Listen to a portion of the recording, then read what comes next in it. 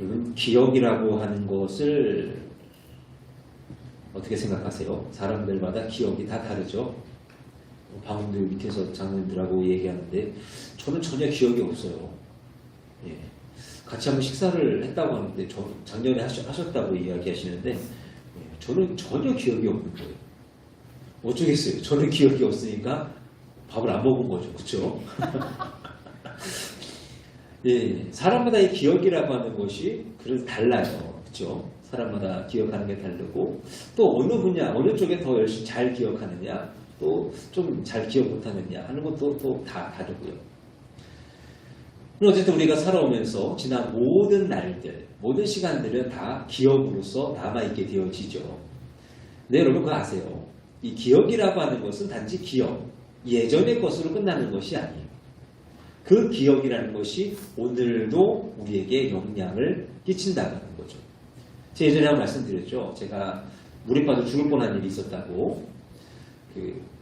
저기 여기 한국중앙교회 기도원 그 앞에서 그 개울에서 놀다가 물에 빠져가지고 딱 3번, 한 번 빠지고 2번 빠지고 3번째 빠졌을 때 죽는구나 했는데 갑자기 딱 땅에 닿았어요. 이만큼이 떠내려온 거죠. 떠내려오면서 그래도 다행히 마지막 3번째 가가지고 땅에 발이 닿아가지고 그때 살았었는데 제가 그날 이후로 이 얼굴에 물 닿는 거를 별로 안 좋아해요. 그래서 뭐 이렇게 주일학교나 이렇게 해서 뭐 물놀이를 가지 않습니까? 이제 여름 성경학교 이럴 때고 언제고. 그럼 저는 저한테 물 뿌리는 거를 못하게 했어요. 뭐 어떡하겠어요? 같이 놀아는 주고 싶은데 저는 저한테 이게 특히나 얼굴 쪽으로 물 오는 게 물이 오는 게 너무 싫어요. 눈을 못 떠요. 뭐 이런 것과 같은 거죠. 예전의 그 기억이 오늘도 우리에게 영향을 주는 일들이 참 많이 있습니다. 근데 이것이 꼭 사람만의 일, 또 아니면 사람과 사람만의 일은 아니죠. 사람과 하나님과의 관계에서도 마찬가지라고 하는 거예요. 그래서 오늘 이 모세가 이야기하지 않습니까? 너희는 너희가 살아왔던 그 날들, 너희가 지내온 그 날들을 기억하라고 하는 거예요. 그래서 하나하나 지금 이야기하고 있거든요. 지금 11절부터 7절까지 우리가 3가지의 이야기를 나눌 건데요. 지금 3가지의 이야기를 하면서 야, 너희들이 이렇게 살아왔어. 너희들이 그거 기억해야 된다. 너 이런 일이 있었어. 너희 그거 기억해야 되고 또 너희에게 이런 일이 있으니 꼭 기억하여서 너희가 하나님 앞에 바르게 살아가고 하나님 앞에서 온전히 행하여 살아가라. 라고 이렇게 이제 말씀을 전하고 있는 것입니다. 자, 그렇다고 한다면 과연 하나님께서 그들 가운데 행하실 그들이 기억해야 될 3가지의 것은 무엇일까? 첫째로 하나님께서 당신의 계획을 반드시 성취하신다 하는 거예요. 3절의 말씀에 보니까 출애굽에 관한 이 말씀을 하고 있는 것이거든요. 애굽에서 구한 바로와 그 전국에 행하신 이적과 기사와 얼마 전에 말씀을 드렸어요. 기억하실런지 모르겠어요. 이스라엘 백성들이 출애굽을 하는 일은요 거의 불가능에 가까운 일이었어요. 그 당시에 바로라고 하는 것, 애굽이라고 하는 나라, 그 무엇도 그들을 해할 수 없고 그들을 간섭할 수 없고 그들을 이길 수가 없어요. 그런데 종대였던 어떤 그 히브리 민족, 유대인들이요 거기서 나온다? 이스라엘 백성들이 거기서 애굽에서 탈출을 한다? 말이 안 되는 거예요. 강팍한 바로의 마음속에 절대 그들을 내어주지 않아요. 그런데 그때 하나님은 어떻게 하셨다고 했죠? 10가지 재앙에 이적과 기사를 통하여서 그들을 구원해 내셨다고 하는 거예요.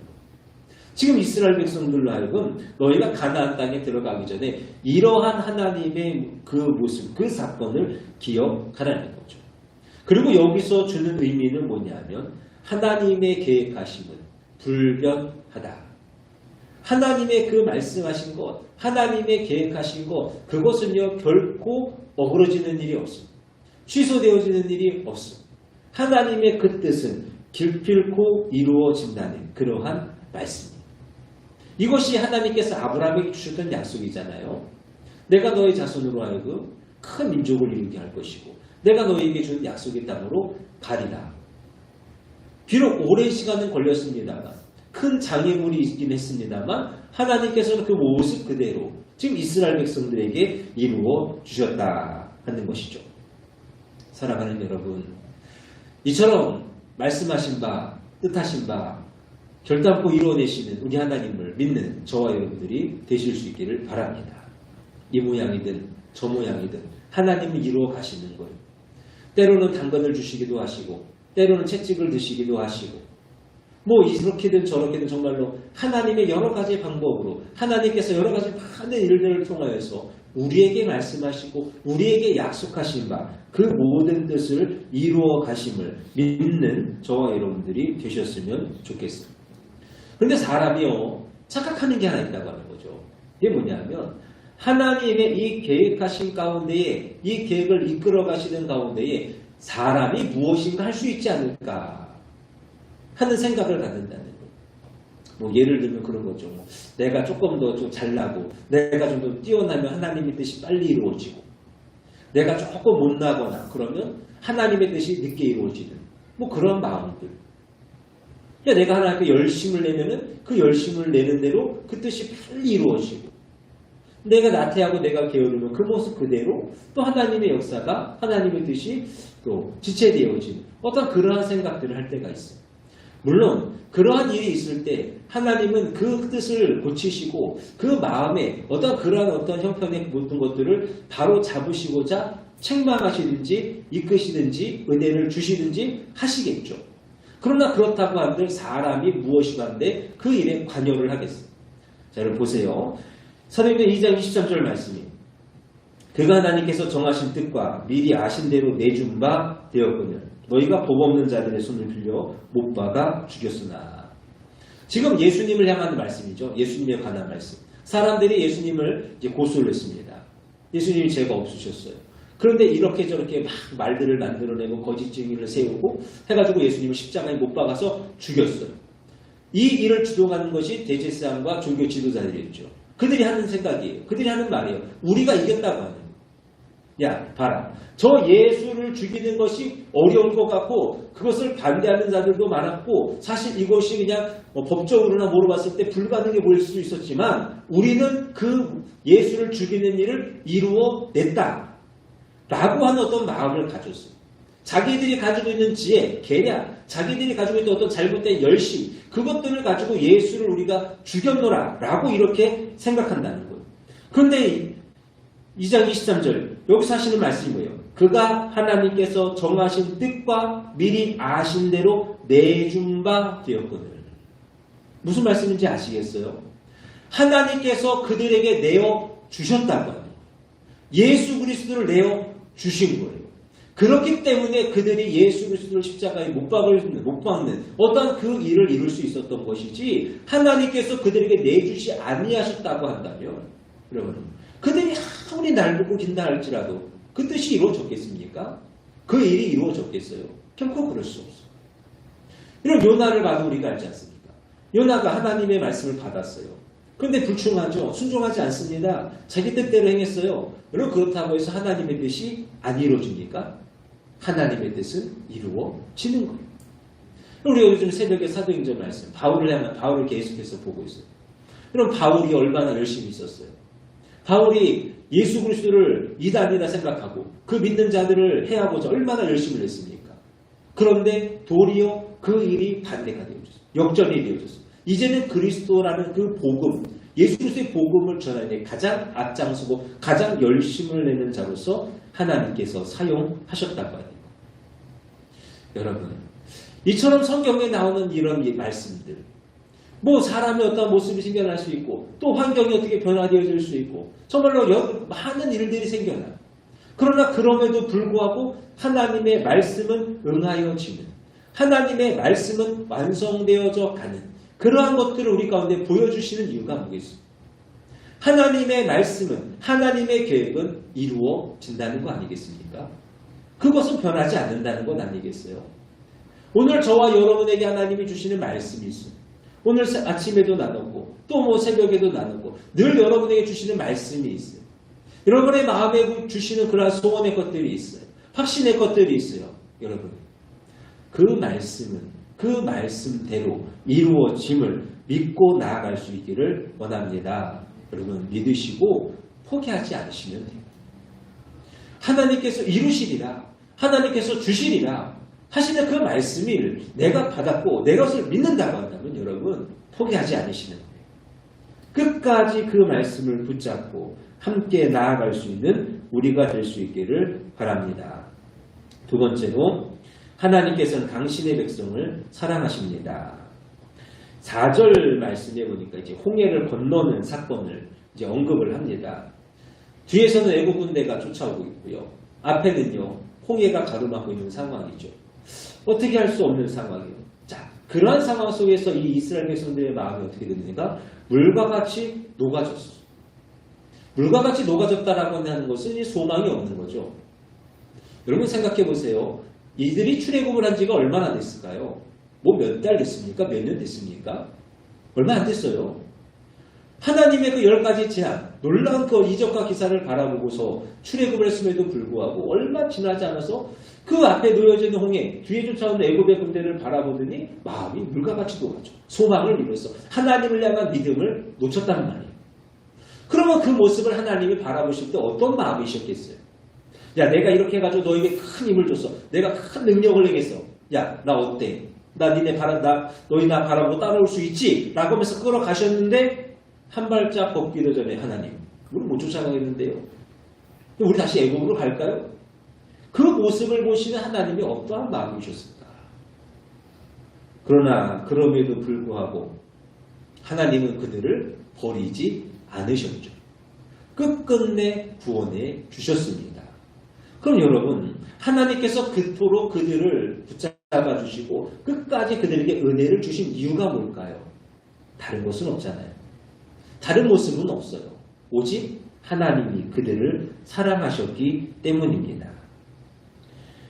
오늘 하나님께서는 우리도 사랑하여 주실 줄로 믿습니다. 우리를 사랑하셔서 예수 그리스도를 이 땅에 보내어 주셔서 십자가에 죽게 하시기까지 그렇게 우리를 사랑하시잖아요. 그러니 우리 안에 여러분, 나의 어떤 연약함, 나의 어떤 죄악된 것들, 그럼 행여라도 그것들이 있다고 할지라도요, 하나님은 우리를 결코 홀로 두시는 분이 아니시오, 버려두시는 분이 아니신 줄로 믿고 나아갈 수 있는 은혜가 여러분 가운데 있으셨으면 좋겠습니다. 그러니 여러분 이 말씀을 바라보시면서 끝까지 낙심하지 마시고 또 실망하지 마시고 하나님 앞에 나아갈 수 있는 우리가 될 수 있기를 원합니다. 우리는 비록 부족하고 우리는 비록 연약할지라도 하나님이 우리를 사랑하시니, 하나님이 나를 사랑하시니, 나를 도와주시고 내 안에 은혜를 주시고 나를 보호하여 주시리라. 여러분 이 말씀을 굳건히 붙잡으시고 그 사랑의 하나님 앞에 감사함으로 살아갈 수 있는, 위로와 평안함으로 나아갈 수 있는 우리가 될 수 있기를 바랍니다. 그리고 마지막으로요, 범죄한 자에게는 심판이 있다고 하는 말씀이에요. 자, 6절의 말씀에 보면은 이제 고라 일당의 사건을 이야기하고 있습니다. 이 고라 일당은 하나님의 권위에 이제 도전을 한 자들이죠. 너네만 은혜를 입었냐? 너네만 부르심을 받았냐? 뭐 하는 어떤 그러한 이야기들이에요. 자, 그러할 때에 하나님께서는 그 고라 일당, 그들의 모든 재산과 그들의 생명을 땅 속에 삼키신 바 되어졌어요. 그렇죠? 자, 모세는 왜 이 사건을 기억하라 했을까? 다른 것이 아닙니다. 하나님은 분명히 당신의 백성을 사랑하세요. 여러분을 사랑하세요. 근데 여러분들이 범죄할지라도 사랑하시는 것은 아니라고 하는 겁니다. 그럼 범죄한 자를요, 하나님은 심판하시는 거예요. 여러분, 하나님은 공의 하나님이세요. 거룩하신 하나님이세요. 그런데 그 하나님 앞에 어찌 범죄한 것이, 어찌 죄악된 것이 남아있을 수 있겠습니까? 하나님께서는 그러한 자들을 향하여서 분명하게 심판하시는 하나님이시죠. 우리가 기독교를 이야기할 때 사랑을 빼놓을 수 없습니다. 우리 기독교는 사랑의 종교예요. 하나님이 우리를 사랑하시고 하나님이 우리를 너무나도 사랑하시고 우리가 늘 그 이야기를, 늘 그것을 고백하면서 하나님의 은혜를 구하며 나아가요.